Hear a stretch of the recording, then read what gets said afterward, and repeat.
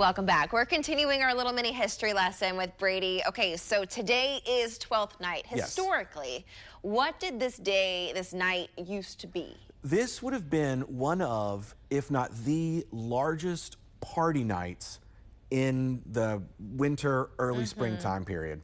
Because up until through Christmastide, there are people that are still fasting and taking moments for quiet meditation and prayer. And like New Year's Eve celebrations did not become a thing until much later. So tonight was the night.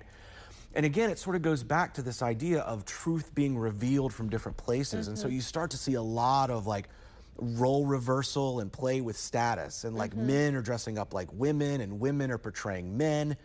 And everybody gets to be a knight or a prince.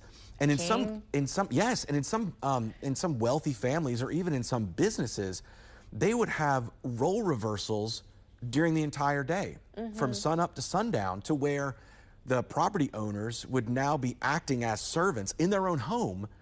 And those people that had been servants were now highly regarded in the home and eating and drinking. And it was just all this really interesting way of looking for something to be revealed in a different kind of way. And so that's where we get masks from, because people were trying on different looks, different visages, different personas, and it's also where the king cake started. I was gonna say, because like I know before, like there used to be a bean instead of a baby. Yes, or a bead or something, and whoever was hosting, they would tuck it in there, spin it around, and people would take turns cutting and having pieces, and then whoever found that bead was now the king or queen or paired for the rest of the party.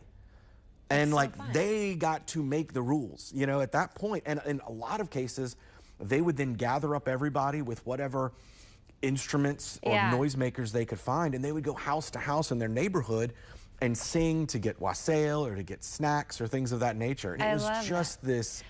So like these parties and stuff, would that be kind of how like the Mardi Gras ball essentially came to be? Absolutely. It came to be from this sort of role reversal that anyone could be a king or anyone could be nobility.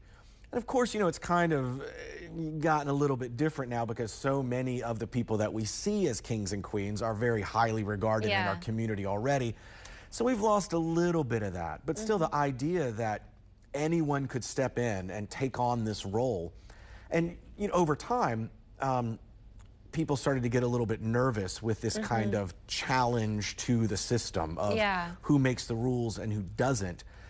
And so Epiphany and 12th night got consistently pressed down, particularly in Protestant locations, but also in Catholics, where they basically took it and just shoved it all the way down. And so now Mardi Gras has become this huge thing. And even historically, 12th night was much more of a small community. It was almost like an indoor kind of an event, which was kind of risky in a lot of ways because you would be right in the face of the people of whom you were making fun. You know, whereas Mardi Gras, it's all outside and everybody's just doing this and falling off this and chasing a chicken, you know? But a lot of those, well, and you know what? You see a lot of that, especially in the rural Courrier du Mardi Gras. Because a lot of their costumes are wearing these tall capuchons, which were based off of a very religious hat.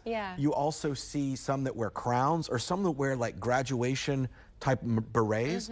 And all of those go back to the idea of making fun of the people in those stations. We could talk about this all day. I am just fascinated by this. Brady, we're out of time, but thank you so much for sharing your knowledge and wisdom. Go visit Vermilionville because they are putting up a wonderful Mardi Gras exhibit for you guys to go out and see. We'll be right back after this.